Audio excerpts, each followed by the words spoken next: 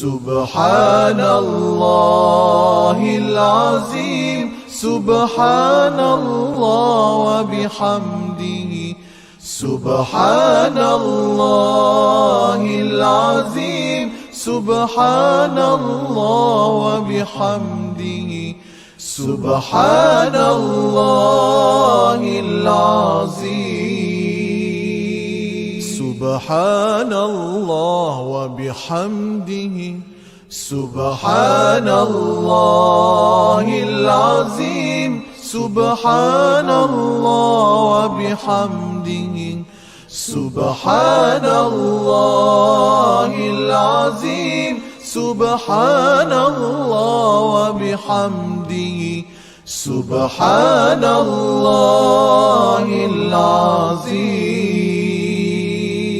سبحان الله وبحمده سبحان الله العظيم سبحان الله وبحمده سبحان الله العظيم سبحان الله وبحمده سبحان الله العظيم سبحان الله وبحمده سبحان الله العظيم سبحان الله وبحمده سبحان الله العظيم سبحان الله وبحمده سبحان الله العظيم سبحان الله وبحمده سبحان الله العظيم سبحان الله وبحمده سبحان الله العظيم سبحان الله وبحمده سبحان الله العظيم سبحان الله وبحمده سبحان الله العظيم سبحان الله وبحمده سبحان الله العظيم سبحان الله وبحمده سبحان الله العظيم سبحان الله وبحمده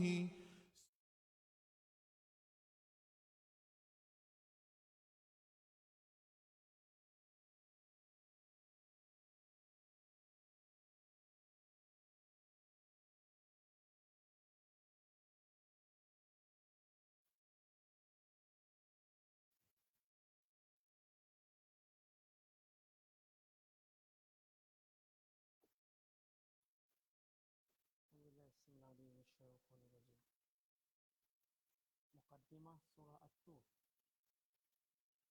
Surah ini diturunkan di Mekah, mengandungi 49 ayat. Dinamakan Surah At-Tur, Gunung Tursina, kerana pada awal surah ini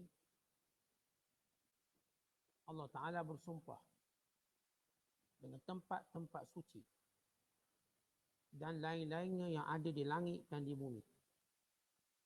Di antaranya ialah Gunung Tursina, untuk menegaskan bahawa azab seksa yang dijanjikan kepada orang-orang kafir tetap berlaku. Intisari kandungannya memberi amaran yang menggerungkan kepada orang-orang yang ingkar bahawa mereka akan menerima akibat yang seburuk-buruknya pada hari kiamat kelak. Di samping itu Allah Ta'ala menerangkan mengenai balasan baik yang didapati oleh orang-orang yang beriman dan beramal soleh. Sesungguhnya orang-orang yang bertakwa ditempatkan dalam taman-taman syurga dan nikmat kesenangan yang tidak ada taranya. Serentak dengan itu, Allah Ta'ala mengingatkan orang-orang yang beriman supaya memberi pelajaran dan didikan agama kepada anak isteri dan zuriat keturunannya supaya mereka dapat berhimpun bersama-sama dalam syurga, Jannatun Naim. Dan orang-orang yang beriman yang diturut, yang diikuti oleh zuriat keturunannya dengan keadaan beriman, kami hubungkan, yakni himpunkan zuriat keturunan itu dengan mereka dalam syurga. Dan kami dengan itu tidak mengurangi sedikit pun dari pahala amal-amal mereka. Tiap-tiap seorang terikat dengan amal yang diusahakannya. Pada bahagian akhir surah ini Allah Ta'ala dedahkan kebodohan orang-orang kafir yang melemparkan pelbagai tuduhan kepada Nabi Muhammad sallallahu alaihi wasallam. Bahawa tuduhan-tuduhan mereka bukan sahaja tidak ada asas, bahkan mereka sengaja tidak mau beriman.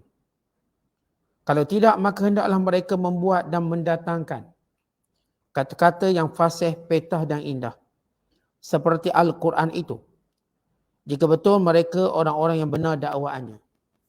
Bismillahirrahmanirrahim. Wat-tur wa kitabim mastur fi rakkim manshur wal baitil ma'mur was saqfil marfu' wal bahril masjur inna azaba rabbika lawaqi' ma lahu min dafi' yawma tamurus samaa'u mawra wa tasirul jibalu sayra fawailun yawma idzin lil mukazzibin alladhina hum fi khawdin yal'abun yawma yud'auna ila nari jahannama da'a hadhihi an-naru allati kuntum biha tukadzibun afasihrun hadha am antum la tubsirun islauha fasbiru aw la tasbiru sawa'un 'alaikum innama tuzzawna ma kuntum ta'malun. Sadaqallahul azim.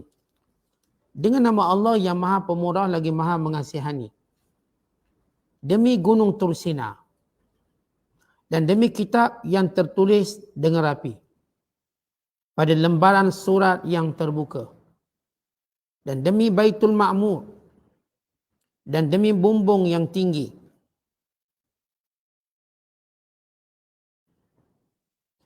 dan demi laut yang penuh tepu dengan kepanasan. Sesungguhnya azab Tuhanmu tetap berlaku. Tidak ada sesiapa pun yang dapat menolaknya. Pada hari langit dan segala isinya bergegar segegar-gegarnya. Dan gunung ganang bergerak dari tempatnya dengan cara yang luar biasa. Apabila berlaku yang demikian, maka kecelakaan dan kebinasaanlah pada hari itu bagi orang-orang yang mendustakan kebenaran. Iaitu orang-orang yang leka bermain-main dalam kesesatan. Pada hari yang mereka ditolak ke dalam neraka Jahannam dengan penolakan yang sekasar-kasarnya. Dan dikatakan kepada mereka, inilah api neraka yang dahulu kamu mendustakannya. Maka adakah ini sihir juga sebagaimana kamu katakan terhadap keterangan Rasul kami dahulu? Atau kamu tidak nampak kenyataannya sebagaimana kamu tidak nampak di dunia dahulu akan kebenaran Rasul kami? Rasalah bakarannya. Kemudian sama ada kamu bersabar menderita azabnya atau tidak bersabar sama sahaja. Tidak ada faedahnya kepada kamu. Kerana kamu tidak dibalas melainkan dengan apa yang telah kamu kerjakan. Surah yang kita tafsirkan pada malam ini namanya Surah At-Tur. Surah yang ke-52 pada juzuk yang ke-27. Surah ini merupakan surah Makkiyah, yakni yang diturunkan sebelum hijrah. Sama sebagaimana surah Az-Zariyat yang kita bacakan sebelum ini. Surah ini mengandungi 49 ayat. Dan dinamakan surah At-Tur kerana dimulakan dengan lafaz ini, Wat-Tur. Iaitu gunung Tursaina yang terkenal. Bila kita sebut perkataan At-Tur, yakni gunung yang penuh dengan pokok-pokok. Dia berbeza dengan gunung yang tidak punya banyak pokok disebut sebagai Jabal. Jabalun. Gunung yang dilingkari oleh pokok-pokok disebut At-Tur. Tempat ini tempat di mana Allah Ta'ala bercakap dengan Nabi Allah Musa AS. Dan tempat ini juga tempat pelantikan Rasul Nabi Isa AS. Yang merupakan tempat yang mempunyai kemuliaannya. Berbanding dengan gunung ganang yang lain. Berbanding dengan tempat tinggi yang lain. Bila kita sebut tempat tinggi yang paling mulia ialah At-Tur di dunia. Tempat rendah yang paling mulia ialah Kaabah. Kaabah di kawasan yang rendah disebut Bakkah. Bakkah merujuk kawasan yang paling rendah. Maka Allah Ta'ala memulakan dengan At-Tur kerana kelebihan gunung ini dan peristiwa yang tercatat padanya. Kerana kita akan perhatikan di sini, Allah Ta'ala menyebut 3 tempat yang istimewa. Gunung, laut dan Kaabah. Yang ketiga-tiga ini merupakan tempat munajat.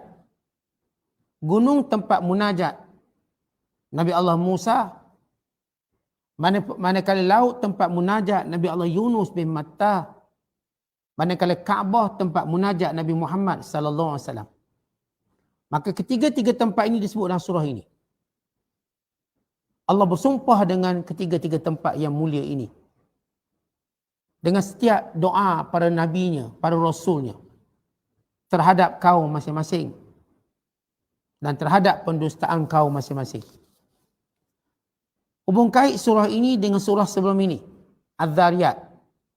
Oleh kerana surah ini surah Makkiyah, maka kandungannya sama dari sudut persoalan tauhid, kebangkitan, kerasulan dan hari kiamat. Bukan semua surah Makkiyah itulah kandungannya. Dan di dalamnya juga jawapan-jawapan kepada persoalan dan kekeliruan serta kebatilan i'tikad pada penyembah berhala dan pada penyembah yang selain dari Allah. Dalam surah Makkiyah, jawapan kepada segala kekeliruan akidah. Jawapan kepada segala pendustaan pada kebenaran. Berbanding surah Madaniyah yang lebih merujuk kepada hukum hakam dan lebih merujuk kepada islah jiwa dan lebih merujuk kepada pendedahan golongan munafikin yang menjadi musuh dalam selimut. Maka itu sedikit perbandingan antara Makkiyah dan Madaniyah atau surah yang diturunkan sebelum hijrah dengan surah yang diturunkan selepas hijrah. Kandungannya kita sebut dari Az-Zariyat dengan surah At-Tur ini sama dari sudut kandungan tauhid. Dan juga di dalamnya menyebut tentang balasan orang kafir dan balasan orang yang beriman. Itu antara kandungan yang sama. Artinya suatu penegasan. Bila kita baca je surah Makkiyah, pasti dia menyebut tentang keadaan orang kafir hari kiamat kelak macam mana. Azab yang menimpa mereka. Bukan azab yang menimpa kaum-kaum yang pernah wujud. Itu cerita Makkiyah. Dan dalam surah Makkiyah juga akan diceritakan balasan orang beriman. Syurga, bentuk syurga, rupa bentuk syurga. Nikmat-nikmat di dalamnya dan kepelbagaian kemuliaan di dalam syurga. Dan di antara persamaan surah ini dengan surah sebelum ini ialah Allah Ta'ala bersumpah dengan makhluknya. Makhluk-makhluk yang mempunyai manfaat kepada manusia. Kalau dalam surah Az-Zariyat, Allah bersumpah dengan angin. Az-Zariyat ialah angin yang memindahkan tempat. Angin yang memindahkan biji benih. Bukan angin yang mungkin mendatang membawa kemusnahan. Allah bersumpah dengan angin. Manakala dalam surah ini Allah bersumpah dengan gunung. Dan lain-lainnya. Artinya Allah Ta'ala bersumpah dengan makhluk-makhluknya. Kemudian selepas sumpah tersebut, Allah Subhanahu Wa Ta'ala menyebut tentang kemuliaan wahyu yang diturunkan. Yang keempat, persamaan surah ini atau disebut sebagai tatabuk. Sama surah Zariyat dengan surah Qaf ialah Allah perintahkan Nabi sallallahu alaihi wasallam jangan pedulikan keingkaran orang kafir. Jangan dipeduli, jangan dilayan. Terus berdakwah dan terus memberi peringatan. Kalau dalam surah Az-Zariyat kita dah baca sebelum ini pada ayat 54, fatawalla anhum. Wahai Muhammad, berpalinglah daripada orang kafir, jangan peduli. Maksud jangan peduli bukanlah jangan dakwah mereka. Jangan peduli gelarang yang mereka sebut, label-label yang mereka sebut, jangan peduli penghinaan mereka, teruskan dakwah. Terus bercakap. Jangan peduli amaran mereka, ancaman mereka. Jangan peduli benda itu semua. Bukan maksud jangan peduli maknanya tak dakwah kepada orang kafir. Bukan. Tak peduli ialah tak peduli ancaman dia, pelabelan dia, segala gelarang-gelarang yang disebut, terus berdakwah. Tunjukkan kemuliaannya. Manakala surah At-Tur yang kita bacakan pada malam ini, Allah juga menyebut perkara yang sama pada ayat yang ke-45. Fadharhum hatta yulaqu yaumahumul ladzi yu'adun. Wahai Muhammad sallallahu alaihi wasallam, biarkan mereka. Nanti mereka akan bertemu pada hari yang dijanjikan oleh Allah kepada mereka. Tak apa wahai Muhammad sallallahu alaihi wasallam, biarkan mereka. Mereka nak kata apa, nak bohong apa, kelak mereka bertemu dengan hari yang kamu beri amaran pada mereka. Baik, ini persamaan surah. Antara surah Az-Zariyat, itu surah yang ke-51 yang telah kita habis tafsir semalam, dengan surah At-Tur yang kita akan tafsirkan ini. Surah yang ke-52. Baik, apakah kandungan surah ini? Surah ini mengandungi, Allah Ta'ala menyebut dalam surah ini tentang dimulakan dengan sumpah Allah Subhanahu Wa Ta'ala dengan gunung yang bernama Gunung At-Tur yang padanya ada kisah Nabi Allah Musa AS. Dan Allah menyebut tentang kitab Al-Mastur, iaitu kitab yang ditulis, yakni Taurat, Al-Quran dan Injil. Quran ataupun kitab-kitab ini semuanya tercatat atau dicatat untuk menunjukkan ia tersimpan dan terjaga. Dan dicatat daripada Lauh Mahfuz sehingga diturunkan di dunia. Dan surah ini juga menyebut tentang Baitul Ma'mur. Kalau tuan-tuan tengok dalam tafsiran Pimpinan Rahman, Baitul Ma'mur dirujuk pada dua, iaitu tempat ibadat malaikat di langit dan tempat ibadat manusia di dunia, ni Kaabah. Perkataan Baitul Ma'mur artinya rumah Allah yang sentiasa makmur, sentiasa dihidupkan. Tidak ada rumah Allah yang sentiasa hidup 24 jam melainkan Kaabah Musyarrafah. Ini hidup 24 jam. Dan ini menjadi bukti bahawa Mekah ni tak boleh tutup. Masjid Mekah atau Masjid Haram tak boleh tutup. Dan tak boleh halang orang tawaf, dia 24 jam. Disebut sebagai Baitul Ma'mur, yang terus dimakmurkan. Dia tak boleh stop orang datang ke Mekah. Bisa dia stop, tak bagi orang Malaysia datang. Maksudnya tak boleh stop secara itlaqan atau nihaian, secara mutlak. Dia nak sekat negeri tertentu datang, itu hal dia lah. Kayak faktor-faktor keselamatan yang dia nak cari. Tetapi yang nak datang umrah secara umum, dia tak boleh nak stop. Kan ini Baitul Ma'mur. Baik rumah Allah yang sentiasa dimakmurkan dengan doa, dengan ibadat, dengan munajat, dengan zikir, dengan segala kebaikan-kebaikan. Kemudian Allah Ta'ala juga bersumpah dengan langit. Disebut sebagai Saqful Marfu', iaitu bumbung yang tinggi. Langit. Dan Allah juga bersumpah dengan laut Al-Masjur. Perkataan Masjur, laut yang panas. Kan disebut, diriwayatkan bahawa laut ini, laut yang kita ada sekarang, akan diletakkan dalam neraka sebagai ombak api. Akan bertukam di lautan api. Bahkan kita pun tahu, laut tempat di mana disimpangnya api. Kerana itu kita jumpa minyak-minyak tengah laut. Dalam bahasa simple kita macam gembira ada minyak tengah laut. Dalam bahasa amaran itulah dia neraka. Api yang menanti, sedang menanti untuk membakar laut. Bahkan laut ini sentiasa dalam keadaan umpama tuan-tuan kita letak air atas dapur. Dia cuma menunggu masa untuk menggelegak. Tuan-tuan meletak air, buka api, maka dipanaskan. Mula-mula memanglah tak panas. Tapi sampai masanya sebagaimana Allah sebut dalam, nanti kita akan baca pada juzuk yang ke-30. Bila Allah menyebut, wa izal biharu sujjirat, dan ingatlah apabila laut itu dipanaskan lalu ia menggelegak lalu melimpah. Cukup cerita tsunami bukti bagaimana air laut membakar mayat-mayat. Sifat panasnya. Air laut sifat panasnya. Kenapa panas? Sebab itu di situ jumpa minyak. Tuan-tuan, maksud minyak tu apa? Maksud minyak itulah apinya. Sebagai bahan api yang ada di tengah lautan semuanya, seolah-olah laut ini ialah suatu periuk besar yang menyimpan air yang sedang dididihkan. Yang menunggu masa untuk melimpah ruah sehingga membinasakan, menghancurkan semua manusia. Dan kita tahu dimulakan ciptaan bumi ini dengan lautnya. Semula Allah tukarkan pada daratannya, kemudian kembali dilimpah oleh laut. Dan kita tahu 2/3 daripada dunia ini ialah laut. Hanya 1/3 daratan. Dan ia semakin mengecilkan hakisan yang berlaku. Dan kerana pencairan glasier, pencairan kutub utara dan selatan, menambahkan isi padu air dan kepanasannya. Dan minyak yang akan keluar dan akan keluar. Walaupun dia orang teka lagi 100 tahun, telaga ni kering. Maksudnya lagi minyak. Lagi 100 tahun ni sekian-sekian, tak, dia tak akan kering. Kan dia terus menjadi bahan bakar. Menunggu masa untuk menggelegak. Kerana itu Allah bersumpah dengan laut ini. Yang disebut, Allah Ta'ala sebut, wal bahrul masjur, demi laut yang terus menggelegak, yang dipanaskan. Perkataan masjur diterjemah bahasa Arab al-muqad. Apa maksud muqad? Yang sedang dididihkan. Macam saya sebut atas tungku, yang puyuk ni. Puyuk penuh air atas tungku. Tunggu gelegak aja. Bila masa kiamat nanti, dan Allah bersumpah dengan nama, dengan hal tersebut.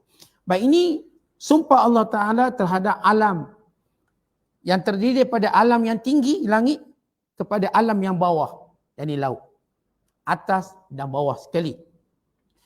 Allah Ta'ala bersumpah dengan semua makhluk ini untuk memberitahu kepada manusia semuanya, annal azaba atin la raiba fi. Azab Allah pasti akan datang. Tentang azab Allah pasti akan datang, dia punya keyakinannya, kebenarannya, sebagaimana setiap manusia ini akan datang mati pada dia. Bukan lebih pada itu. Setiap kita, bukankah akan datang mati pada kita? Ya. Ada tak ada manusia tak datang mati pada dia? Walau dia raja berkuasa, pembina empire. Walau dia orang yang gagah perkasa. Walau dia orang yang berharta, banyak, melimpah ruah. Kesemua mereka pasti didatangi mati.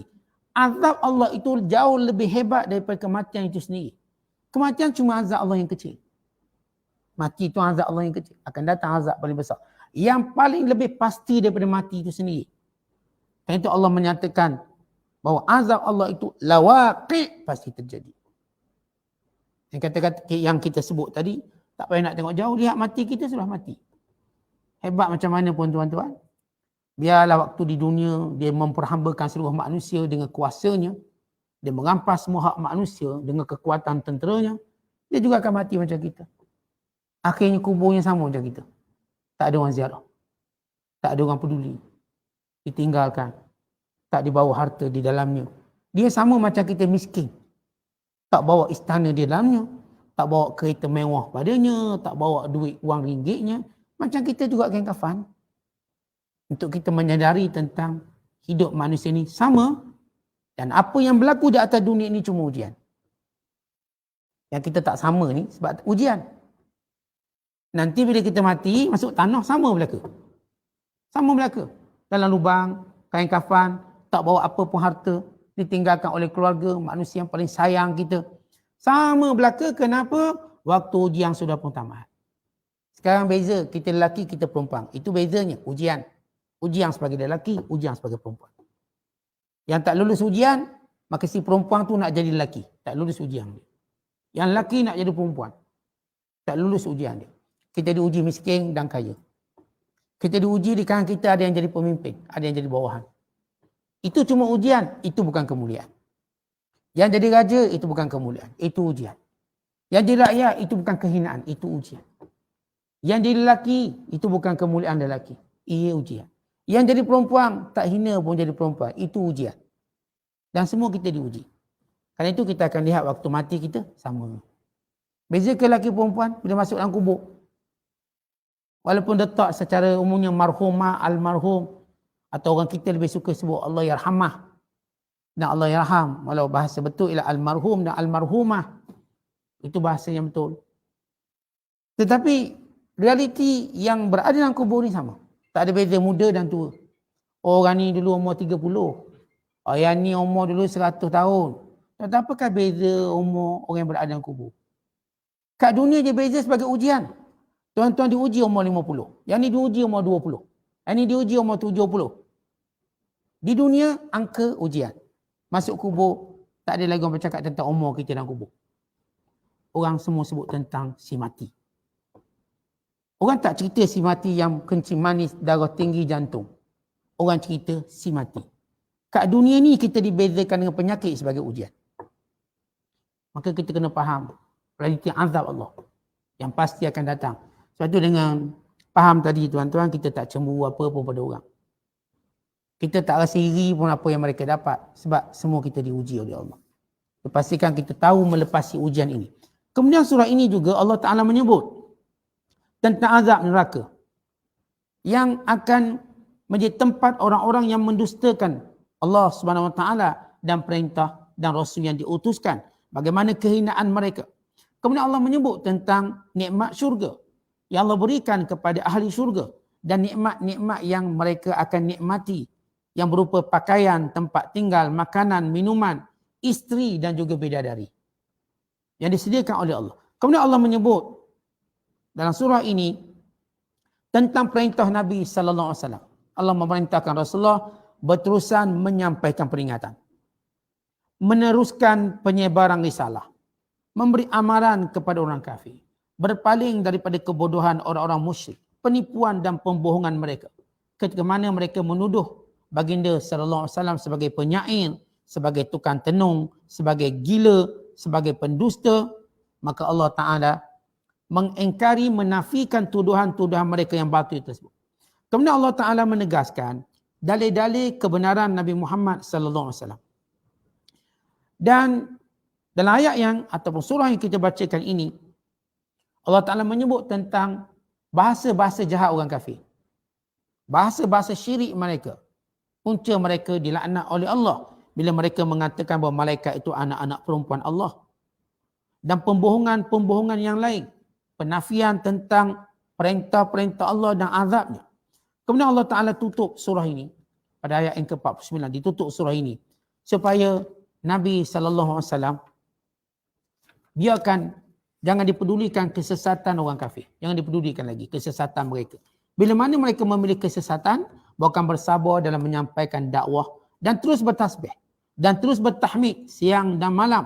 Dan Allah Ta'ala memberitahunya Nabi SAW bahawa Allah menjaganya, Allah pelindungnya, Allah sentiasa memerhatikannya, dan sesungguhnya orang-orang zalim, mereka lah yang akan diazab, ditimpa dengan kemusnahan di dunia dan di akhirat. Baik, kelebihan surah ini, Imam Bukhari meriwayatkan dan juga lain-lainnya daripada Ummu Salamah.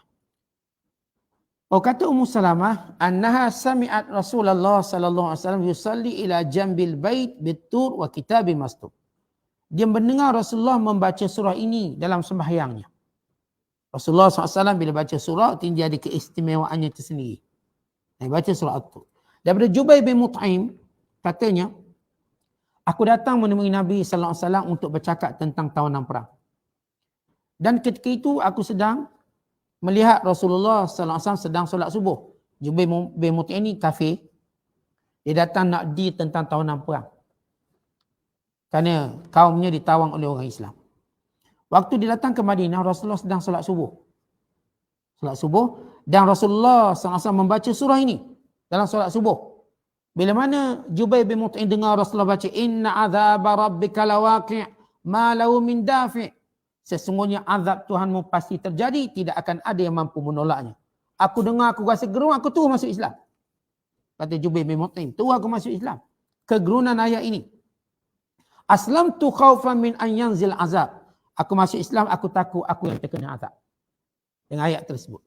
Falamma intaha ila hadhil ayah, sehingga bila Rasulullah SAW sampai pada ayat, am khuliqu min ghairi syai' am humul khaliqun am khalaqus samawati wal ard bal la yuqinun. Bila Allah berfirman, apakah mereka diciptakan sendirian ataupun mereka lah yang menciptakannya? Apakah mereka yang menciptakan langit dan bumi? Bahkan mereka kaum yang bodoh yang tidak yakin. Allah tanya, yang disembah itu apakah mereka menciptakan sesuatu? Apakah mereka menciptakan langit dan bumi? Kata Jubair bin Mut'im, ketika mana aku dengar ayat ini macam nak terbang hati aku. Artinya surah ini penyebab kepada Islamnya Jubair bin Mut'im radhiyallahu ta'ala anhu. Dan ini kelebihan surah ini. Baik, penafsirannya. Allah Ta'ala menyebut, bersumpah, Wat-tur wa kitabim mastur fi rakkim mansyur. Allah bersumpah dengan gunung Saina ataupun gunung Sinai, yang padanya ada pokok-pokok asjar. Sebagai kemuliaan pada gunung ini, kerana ada kejadian yang penuh keberkatan, iaitu Allah Ta'ala mewahyukan kepada Nabi Allah Musa di tempat ini. Dan kerana Allah menurunkan kitab Taurat, diberikan kitab Taurat di sini. Kerana itu Allah menyebut fi kitabim mastur, dan demi kitab yang ditulis. Yang dimaksudkan kitab Taurat dan semua wahyu Allah Ta'ala sehingga Al-Quranul Karim. Fi rakim mansyur. Perkataan fi rakim mansyur, maksudnya ialah yang ditulis, yang tercatat dan tertulis. Fi rakim mansyur, pada catatan yang tersusun, pada huruf yang tersusun, iaitu pada kulit yang lembut yang ditulis padanya ayat-ayat Allah. Perkataan rakin maksudnya ialah jildun, kulit. Kerana zaman dulu tak ada kertasnya. Yang ada ditulis pada kulit. Semenjak zaman Nabi Musa AS, Taurat itu ditulis pada kulit. Demikian juga Nabi Isa, kitab Injilnya. Demikian Nabi Muhammad SAW. Bagaimana diriwayatkan dalam sirah, Al-Quran ditulis oleh para sahabat pada kulit dan belulang. Serta ditulis juga pada batu-batu. Ditulis juga pada pelepah-pelepah kurma ataupun pelepah kurma yang besar tu ditulis di situ, dicatat. Kulit. Kerana waktu itu belum ada kertas, belum popular. Maka Allah menyebut, bersumpah dengan kemuliaan kulit yang padanya ditulis ayat-ayat Al-Quran.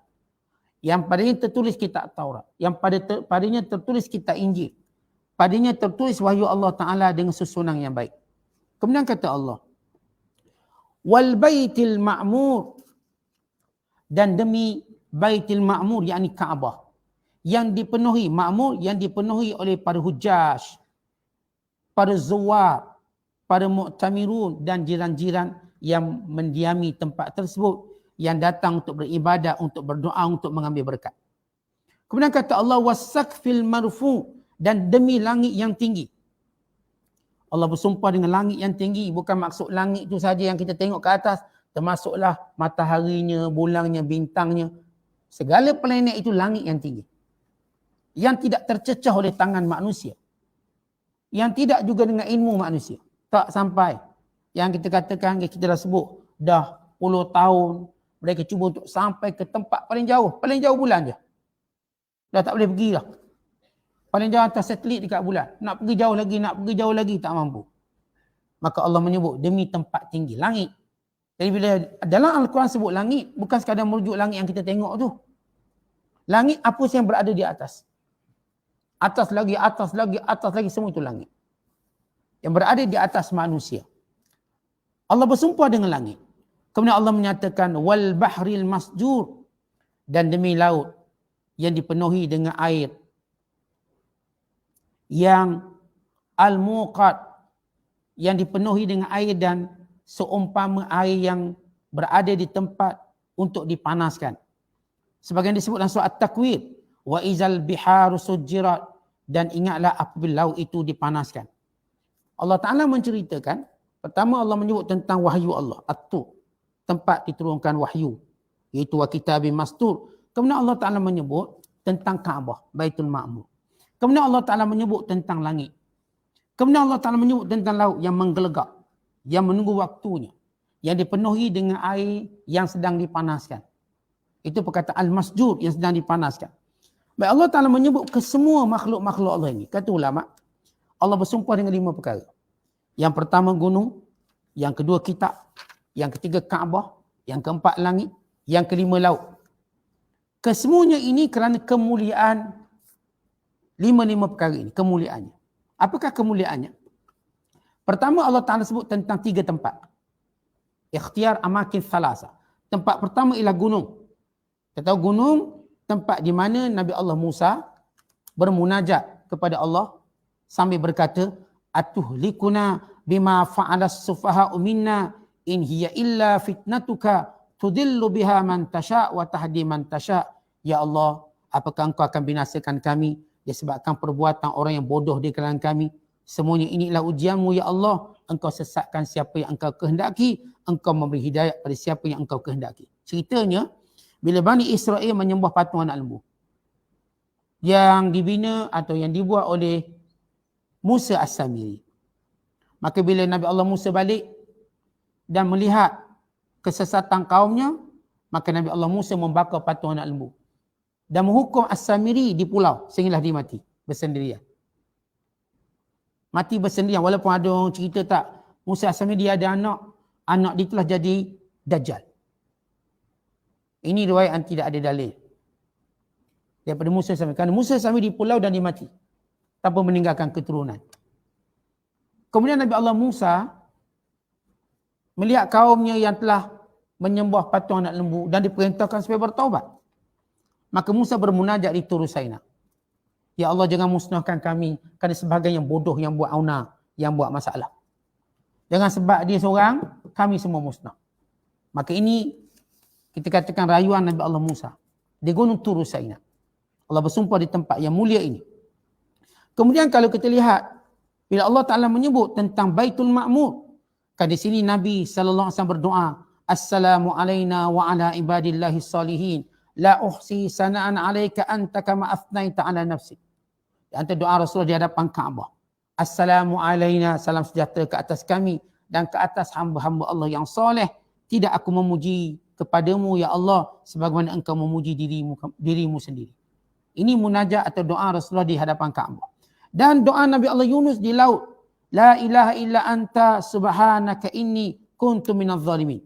Maka ketiga-tiga tempat ini ada kemuliaannya tersendiri. Kerana itu Allah Ta'ala bersumpah dengan ketiga-tiga tempat ini. Kemudian sesudah Allah Ta'ala menyebut ketiga-tiga tempat ini, maka Allah SWT menyebut tentang akan berlakunya azab dengan firman-Nya. Kata Allah Ta'ala, Inna azaba rabbika lawaqi'. Sesungguhnya azab Allah pasti akan berlaku. Ma lahu min dafi'. Tidak ada yang mampu menolaknya. Maka Allah menggambarkan bagaimana azab Allah dengan tiga gambaran ataupun dengan dua gambaran yang menakutkan. Yang pertama, yauma tamurus sama'u maura, dan ketika mana langit itu digoncangkan, mengeluarkan bunyi yang menakutkan. Perkataan tamur di sini kata para ulama tafsir, langit itu bergerak, bergoncang dan bergegar di tempat dia, langit itu. Dia nak jatuh berkeping-keping. Maka langit itu mula mengeluarkan bunyi yang kuat, yang menakutkan. Kata Allah, demi langit yang mengeluarkan bunyi yang kuat, yang pasti akan binasa. Wa tasirul jibalu sayra, dan gunung ganang yang melayang. Perkataan sayra, kata para ulama tafsir, maksudnya ialah gunung ganang ini bagaikan kapas yang bergerak, bagaikan debu yang berterbangan. Gunung tu terbang. Tuan-tuan, ini gambaran kiamat. Umpamanya ialah bila bumbung dah terbang, dah hancur, tiang juga dah hancur, maka apa lagi yang kita harapkan pada rumah ini? Rumah kita bina rumah, apa struktur penting? Tiang. Tiang itu umpama gunung ganang. Pasak, sebagaimana Allah sebut dalam Al-Quran. Wal jibala autada, dan kami jadikan gunung ganang sebagai pasak bumi. Ini tiang-tiang bagi bumi, mengukuhkan. Kita bila buat rumah, tiang tu untuk kukuhkan. Kemudian atap. Tuan-tuan, bila datang ribut, misal kata, melayang atap dan melayang tiangnya, apa lagi yang kita harap? Dinding-dindingnya dan lantai-lantainya. Maka semua akan binasa. Kenapa Allah menggambarkan kemusnahan alam begitu? Allah beri satu gambaran yang mudah. Iaitu ketika mana langit itu hancur, berkecai-kecai, berkeping-keping. Dan ketika mana gunung ganang itu melayang bagaikan kapas. Bagaikan debu yang berterbangan. Apa lagi yang kamu harapkan dengan dunia ini? Allah nak beritahu, dunia ini pasti hancur sehancur-hancurnya. Supaya orang kafir yang duk ingat, dunia ini kekal. Mereka duk lawan, tak percaya akhirat sebab mereka merasakan dunia kekal. Dunia inilah satu-satu tempat yang mereka akan bermula dan berakhir. Maka Allah menceritakan dunia yang kamu banggakan ini pasti akan hancur. Dan gambaran kehancurannya bila langitnya berkecai dan gunung ganangnya tercampak bagaikan kapas-kapas yang ringan yang ditiup angin.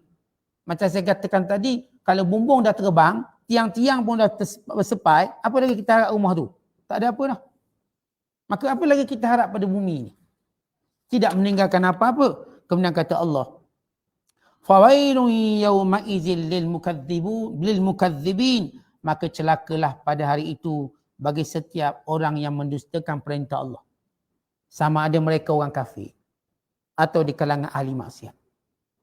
Dan ahli maksiat yang berani buat maksiat sebab tak percaya azab Allah, berani dibuat. Maka celakalah mereka pada hari itu. Alladzina hum fi khawdin yal'abun, yang terus mempersendakan agama. Orang-orang yang mempersendakan agama, lawan agama. Sampai mereka menggunakan semua saluran untuk lawan agama. Ikut mahkamah, lawan agama. Ikut kuasa pemerintahan, lawan agama. Ikut atas nama hak kebebasan untuk lawan agama. Atas nama apa lagi? Atas nama parti mereka lawan agama. Mereka gunakan semua medium lawan agama. Yang lawan ikut undang-undang satu hal. Yang lawan cara pemerintahan satu hal. Yang lawan cara hiburan satu hal. Yang lawan atas nama hak asasi manusia satu hal. Kesemua mereka nak lawan agama. Tentang geng-geng, grup-grup yang tubuh hak asasi. Bukan nak hak asasi betul pun. Mereka nak bebaskan manusia daripada Islam. Kan ternyata bila dia melibatkan orang Islam, hak asasi semua tutup mulut. Melibatkan orang Islam saja. Jadi kalau orang Islam dizalimi, mana hak asasi orang Islam? Mana hak asasi untuk orang Islam di Palestin? Di negara lain, bila di beberapa buah negara Eropah, orang Islam nak pergi belajar kena buka tudung. Mana hak asasi? Mereka bila datang ke pejabat pakai seluar pendek menuntut hak asasi. Apa salah kami pakai seluar pendek? Kata perempuan-perempuan mereka. Kata lelaki-lelaki mereka untuk asasi. Giliran kita pula nak pakai tudung, tak boleh pakai tudung. Ini undang-undang. Begitu cakap hak asasi. Ini pembohongan atas nama memerangi agama. Sebab itu kalau tuan-tuan perhatikan, apa pun yang dunia hari ini buat, mereka sebenarnya nak melawan Islam. Tapi mereka melawannya dengan pelbagai cara. Tersembunyi, dengan nama-nama yang indah, realitinya mereka nak cuba untuk mengacau Islam daripada pelbagai aspek. Secara undang-undang, saya kata secara ekonomi, secara hiburan, dengan berani minum arak sambil menyanyi, secara hiburan. Tanpa menghormati negara Islam, tanpa menghormati majoriti umat Islam. Tapi bila giliran kita pula, mereka minta semua hormat undang-undang orang kafir ni. Yang kata tak boleh pakai tudung, tak boleh pakai purdah, semua kena hormat. Yang terpaksa menggunakan sistem mahkamah dia, semua kena hormat. Yang terpaksa guna sistem pendidikan dia, semua kena hormat. Sekular. Waktu kita menghalang pendidikan orang kafir, jangan. Kita nak pendidikan satu acuan pendidikan. Oh, ini hak asasi kami. Waktu mereka halang pendidikan Islam, bagaimana berlaku di beberapa buah negara Eropah, mereka mengarahkan dengan perintah mahkamah tutup semua sekolah-sekolah yang berorientasikan pada agama. Yang maksudnya Islam. Maka banyak sekolah tutup. Sekolah umat Islam ditutup. Atas nama undang-undang. Jadi itulah hak asasi yang palsu yang mereka dakwa. Bila matinya orang kafir, mereka cerita hak asasi. Bila mati orang Islam, mereka tutup mata. Mereka mendiamkan diri. Mati orang Islam murah je. Tak dipedulikan. Tapi seorang orang kafir disakiti, mereka bercakap hak asasi. Di seluruh tempat. Begitu cara mereka bercakap hak asasi. Yang sebenarnya, mereka lawan agama. Karena itu kata Allah, alladzina hum fi khawdin yal'abun, yang bermain-main dengan hal agama. Biarkan mereka. Biar mereka. Yauma yuda'una ila nari jahannam da'a. Hari mereka akan dicampakkan dalam neraka dengan campak yang menghinakan mereka. Hari mereka akan dibaling dalam neraka. Hadhihin nar, dan dikatakan kepada mereka, inilah neraka yang dahulu kamu tak percaya. Kamu tak percaya. Afasihrun hadha, apakah neraka ini juga sihir? Sebagaimana kamu kata pada Nabi Muhammad itu penyihir? Bagaimana kamu kata kebenaran itu sihir? Apakah neraka yang depan mata kamu sekarang sihir? Am antum la tubsirun, ataupun kamu buta matanya untuk melihat kebenaran. Islauha, masuklah kamu ke dalam neraka. Fasbiru aw la tasbiru, kamu sabar ke kamu tak sabar ke, kamu tahan ke kamu tak tahan ke, sama je. Kita kan tuan-tuan bila orang rotan kita contoh, kita pun tahan badan, buat keras. Konon jangan sakit, tahan. Maka dia rotan. Dan ada seorang dia tak tahan, tak apalah, sakit-sakit lah, tak tahan. Kata Allah tahan ke tak tahan sama je. Kan kita atas dunia kalau kita cuba nak lawan sakit, kita akan tahan. Macam saya katakan kalau orang rotan kita, kita pun buat keras badan kita, tahan. Konon tak sakit lah. Ni untuk neraka, kamu tahan ke kamu tak tahan, sama je. Buat keras kulit ke buat kuat, sama. Ini dahsyatnya azab Allah Ta'ala. Di mana kamu berada di dalamnya. Sawa'un alaikum, sama sahaja rasa azabnya ke atas kamu. innama tuzzaun, bahwasanya kamu dibalas sebegitu, ma kuntum ta'malun, kerana perbuatan kamu sendiri. Dalam keadaan macam ni pun Allah menyebut hak keadilan Allah. Yang kamu kena azab ni bukan suka-suka kami bagi, kerana kamu sendiri yang melakukan perbuatan ini. Kamu menuai perbuatan dahulu kamu di dunia yang mempersendakan Rasul kami, mempersendakan wahyu kami, mempersendakan perintah kami, mempersendakan azab kami. Rasakan. Maka Allah menyebut dulu tentang bagaimana dunia akan hancur, supaya mereka jangan duk berangang lagi nak balik ke dunia dah hancur. Jangan duk berangang lah, dunia dah hancur. Jangan fikir nak lari ke dunia, kami dah hancurkan dunia tadi. Dan Allah cerita betapa beratnya azab. Walau ditahan macam mana pun, azabnya sama. Oh, tak apa, saya gagah, saya buat body dulu atas dunia ni, nanti tahanlah kat sana. Saya cari stamina dulu, nanti tahanlah kat sana. Sabar ke tak sabar sama. Ini azab Allah yang menjadi satu kepastian kepada setiap orang yang mendustakannya. Wallahu a'lam bishawab. Assalamualaikum.